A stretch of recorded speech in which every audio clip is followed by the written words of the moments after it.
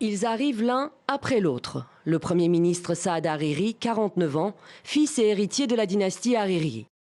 Et le président Michel Aoun, 84 ans, présent sur la scène politique et militaire libanaise depuis 50 ans.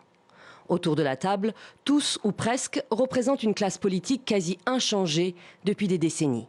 Un conseil des ministres extraordinaire pour annoncer des réformes et tenter d'endiguer la crise.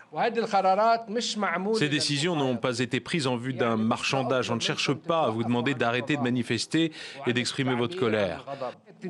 Si vous réclamez des élections anticipées, alors votre voix sera le seul décideur. Et moi, Saad Hariri, je suis personnellement avec vous. Des mots d'apaisement pour éteindre le feu de la contestation contre la classe politique. Mais dans les rues de Beyrouth, il n'est plus besoin de mots. Les gestes suffisent. Ici comme ailleurs dans le pays, c'est une colère immense contenue depuis des décennies qui explose dans la rue contre les plaies qui rongent le pays. Corruption, confessionnalisme, clientélisme. Le tout sur fond de crise économique. On ne quittera pas la rue, on ne croit pas un mot de ce qu'Hariri a dit. Maintenant il écoute alors que le peuple demande la chute du régime. On ne croit pas un mot de ce qu'il dit, ni moi ni personne d'autre.